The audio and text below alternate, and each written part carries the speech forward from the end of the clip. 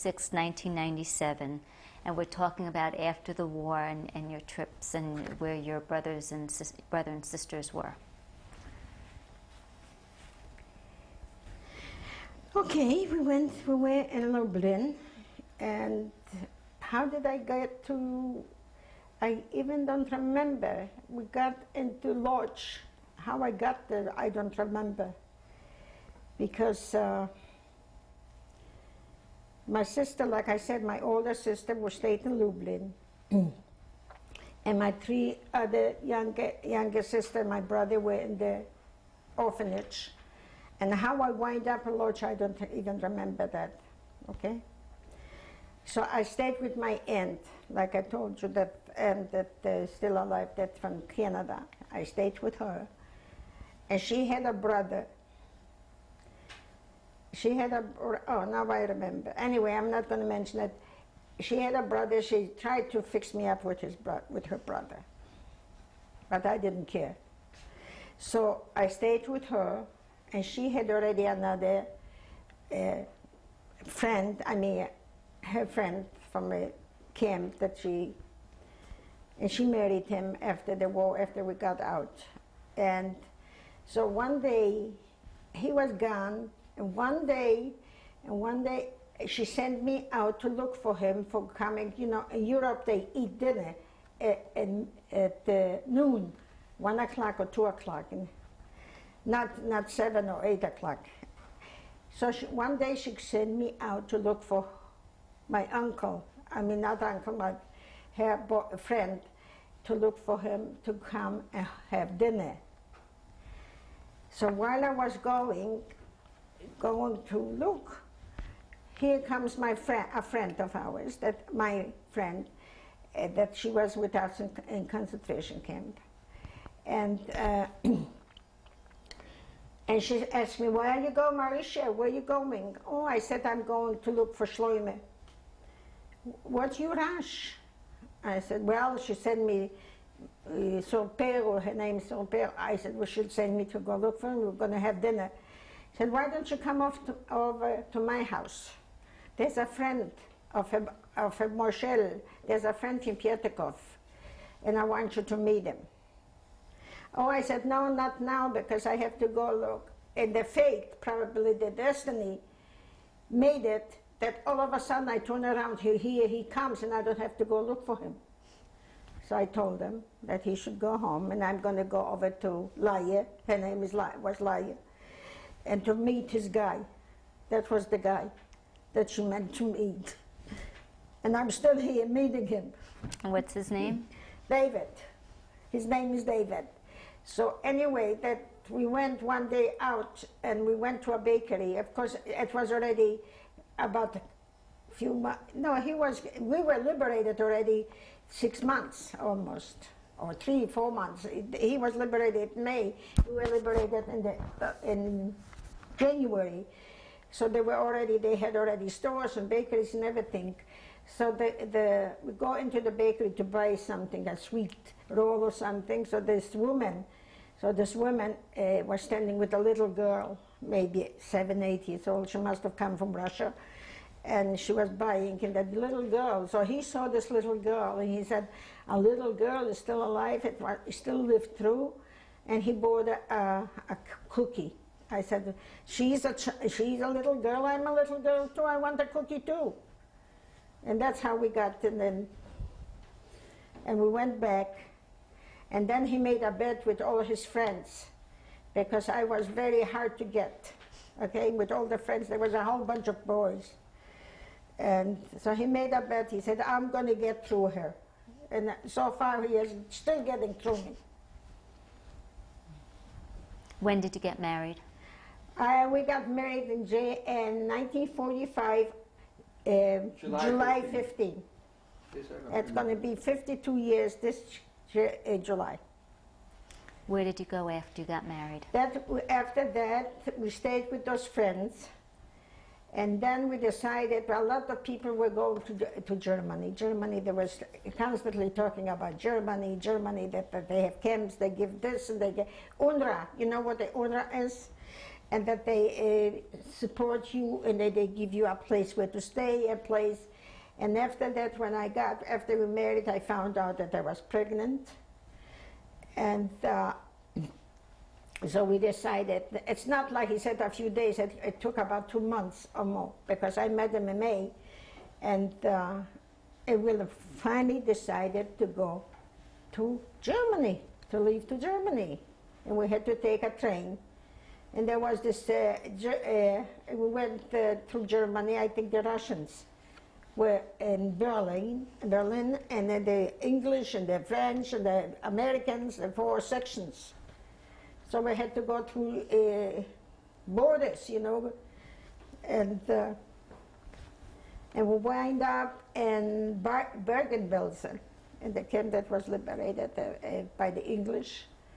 And we wind up, no, first we went, I think, in Berlin, and then we went, I don't know where else, and Hanover or Bergen-Belsen we wind.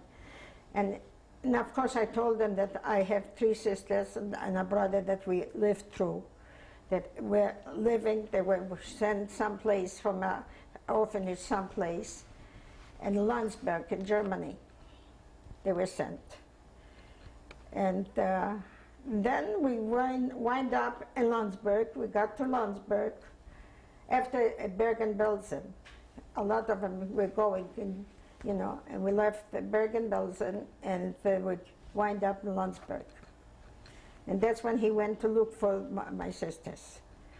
He went earlier, but, and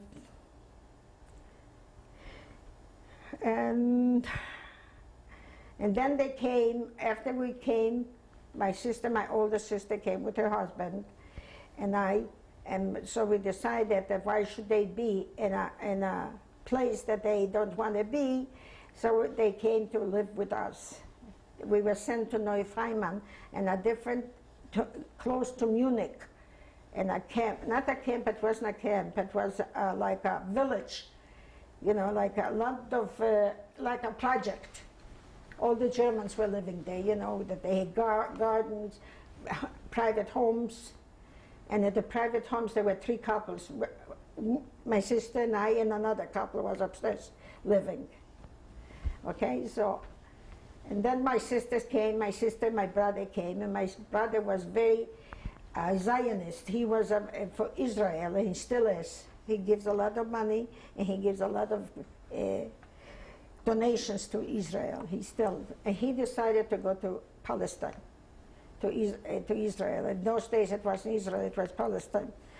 And he left around 1946. I was pregnant. He left a month before my twins were born. I did not know that I'm going to have twins. So, and it's like in the family. So, and he left a month before that. And what else? And then my sister got pregnant. She had a boy. She got a different apartment, and I got a different apartment. No, the same apartment, but she moved out. My sister moved out, and she lived with her husband in a different place. And then like I told you, I had an uncle that lived in Russia, my father's brother. He kept on talking to us, constantly talking to us, not to us, to my 2 sisters. My brother wouldn't hear of the United States. He wouldn't go to the United States. He just, Palestine, Palestine, okay. And my 2 sisters wanted to go to the United States, my 2 younger sisters. And my uncle was after them to go and make papers, to fill out papers to go to the United States, and that's how they left. They left a year after my twins were born. They left in 1947. As a matter of fact, it's going to be 50 years since they've been here. In 1947, they left, because my twins were born in 1946, May of 1946. And what are your twins' names? Johnny and Sherry. And Penny's my youngest. Not my youngest, my 3rd daughter, but our youngest, our son, Lenny. Leidish. But his name's Lenny now. Yeah. When did you leave Germany? When did you leave Germany? When we left Germany, we left Germany in 1948, after my daughter was born. She was 3 months old. Actually, not 48, 1949, going to Israel, not to the United States. Although we had already the papers to go to the United States, because the 2 sisters that were here, they had already the papers and everything to send, what is it called, a quota to go to family quota. But something came up in between and we had to leave and we went to Israel. And my brother was still in Israel and we met. I wrote him that I'm coming and he was writing to me not to come. So we met. Anyway, we met and they're making papers. They were making, the 2 sisters that they were here were making papers for my brother to get out of Israel and come to the United States, so we've been together. And I went there, we stayed only 11 months in Israel, and we're back in Germany. In the meantime, my older sister left in 1949. She left. At the end of 1949, we left at the beginning of 1949. She left the end of, and we came back in 1950 to Germany. But she was gone already. She was already in the United States. How long did you stay in Germany this time? 5. We left in 56. 6 years. And then you went to? To the United States, to Minneapolis. We went to Minneapolis, and then in between I had another, my son. My son was born in 1955. And it's the same thing happened with my son. When my brother left, before the twins were born, a month before, he left a month before when my son was born. He came here in 1955, a month after my son was born. I mean, a month before. And I came in 1956 for his wedding. Yeah. When you were living in Minneapolis and your children were growing up, did you talk to them about your experiences? Oh yes, constantly. We were talking to them, not constantly, but they were too young. Actually, they were too young to comprehend what we went through. There's no one in this world that could understand and know what was happening. No one can understand when you see on the streets lying babies starved to death, skeletons, and you are alive. No one can understand that. Like I said, my daughter Penny, she feels with me. And she knows she knows what went on, and she knows what's going on. I mean, there's no way that anybody could understand what I saw. I saw a mother with a baby at her breast, shot to death. People on the streets are unbelievable. I was walking once when I forgot my son where I was walking, and I was putting something in my mouth. It was torn out of my hand in a second. That was in the Borseghetto.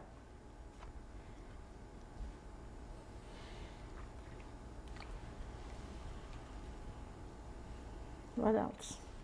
Do you have grandchildren? We are fortunate that we are here. The only thing that I say, this is the best country in the whole wide world. I would not want to change it for anything to be anyplace else, because we went there. We were in Israel.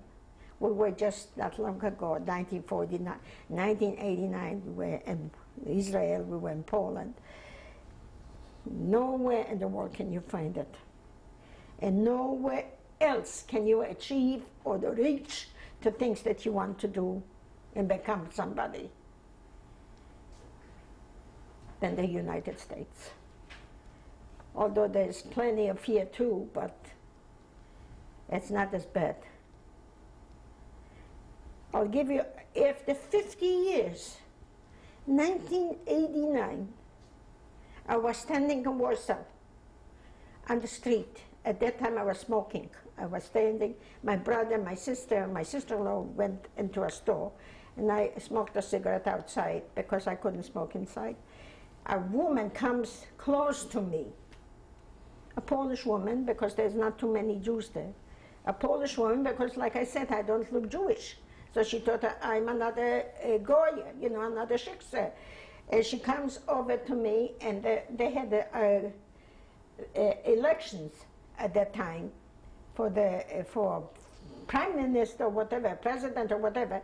And she comes in and she points at me. There was a picture of the candidates that they were running for the office. And she said, Jews, look at all these Jews, Jews. And I turned around to her. I turned to stone. I couldn't say nothing. After 50 years being without them, being without the Jews, and that's still so bad with the Jews, with the Poles. You know, the Poles were worse than the Germans sometimes. I told you, for a loaf of bread, they could kill you. They went to give you, they told you they were going, told the Germans were we hiding or whatever for a loaf of bread. Those were the Poles. I could not believe it. She turned me like Sodom and Gomorrah, you know, so I turned to salt. I turned to a stone. I couldn't answer. I didn't know what to say. Jewish? Should I talk to her Polish? Should I talk to her English? I couldn't say nothing. When she kept on saying Jews, see those Jews? And they were not Jews. They weren't the Jews. They were Poles, but they had beards. That's what Jews to her. The hate is still there. Okay, you got to the United States, although I did not, I came by myself first. Because I had a preference quota. I couldn't think of it before. I had a preference quota as family, as a blood relative, like my sisters were sending out. He couldn't, he wasn't a blood relative. So I left before him. But it didn't take long. In some cases, the people or the man or woman had to wait about 5 or 6 months, but it took him about 10 weeks. What's his name? Vice President Humphrey. Who beat Humphrey? Is it buzzing over there? He helped us. He wrote us a letter. He wrote a letter at that time. He was a senator then. He was, and he wrote my sisters. And when I sent that letter that he wrote to us, to me, I sent it to him to Germany. And he went to the German consul, to American or to the American consul, and he showed him the letter. They took the papers 1, 2, 3, and he was gone. And he came about 10. As a matter of fact, he came on Halloween, the date of Halloween. And all the kids, all my nieces and nephews, they were kids then. They were crying, "We're going to miss Halloween. We're going to go pick up Uncle David from Germany." But the first Halloween that my kids had, they didn't know what's going on here in the United States. That they grabbed the bags. One was left without anything, but the two shared. Yeah, it was quite an experience coming here with all the customs, with all the things that were going on here with Valentine and with Halloween, and what else is there that we have? Thanksgiving and Christmas. Christmas we had that too, but we didn't have Halloween, or we didn't have Valentine, or, you know, we had Father's Day, not Father's Day, Mother's Day we had in Europe too. Yeah, what a difference. At this point, let me ask you if you have any message for future generations. For future generations to be aware, not to let happen this ever again. Never. Because no matter what, they are out to get you and to prevent that. That's what I have to tell her. And don't be afraid, like we were going. The Jews were afraid to say something, to do anything. They were afraid that they're going to do something to them. Don't be afraid. Just tell whatever it's on your mind and what's in your heart. Thank you for sharing your testimony. Thank you. Oh, Who is sitting next to you? Okay, this is my husband. I met him in 1945, and I've been with him ever since. It's going to be 52 years since we are married. He's supposed to be a good guy. He still is whenever he wants to. But he's okay. What's your husband's name? My husband's name is David. Only no middle name, David Gutman. Anything else that I have to say? Pretty soon I hope that my two daughters will show up and say something too, but we'll see and wait. Okay? Who is this a picture of? This is my grandmother. Her name is Suralaya. Last name? Rocheschwalb. And that's my aunt, my mother's sister.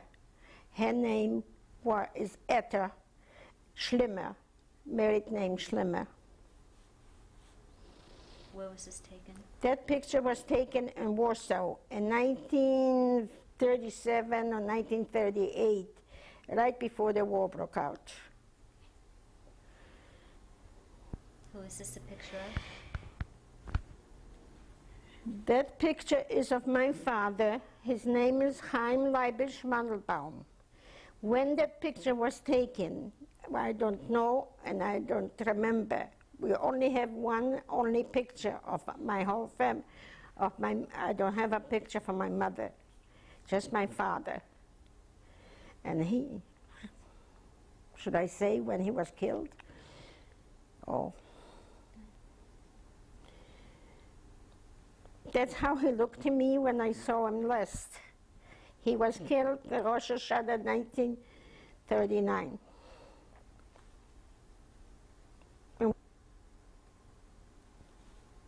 Who is this a picture of? This is a picture of my uncle, Shia Usha. He is a brother of my mother. And that picture was taken, I don't know when. He did not live in Warsaw, he lived in Dublin. And the rest I don't even remember, and I don't know. Who is in this picture? In that picture, you'll find me and my three sisters and my brother. That picture was taken in Minneapolis, Minnesota. And it must have been in the 60s. And the one to the right that sits in front of me is a friend of ours that lived through the hell like we did in concentration camp of Dublin. Her uncle used to work for my father, so she considered herself that she belongs to our family. Her name? Her name is Sonia Mantelmacher. Before, that was her married name. This is her married name, and his maiden name was Kovchik. What are the names of your sisters and brother? My sister Riva is next to me. Next to Riva is my older sister Hannah. And one sitting is my sister Edda, and my brother Mark. You want the last names too? You don't, no. Who is in this picture? In that picture, there is my family, my 4 children, their husbands, and their families.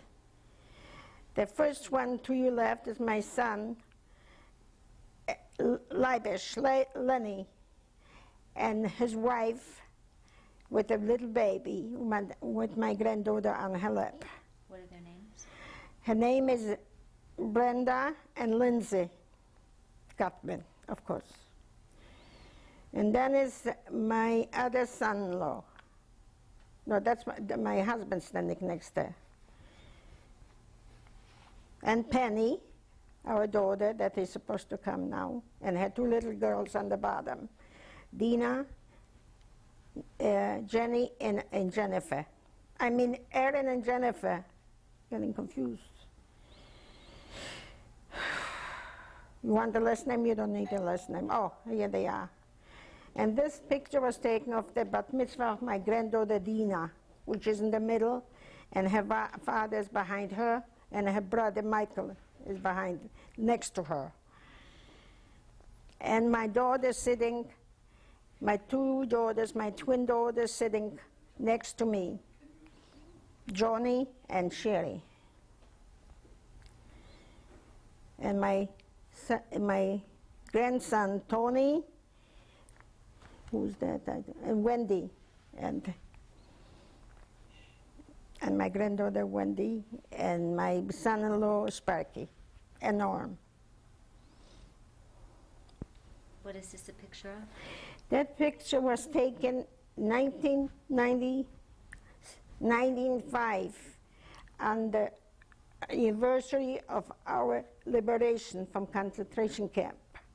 And this is the whole family that from 5 survivors that survived hell are here. Our nephews and nieces and grandchildren and great-children.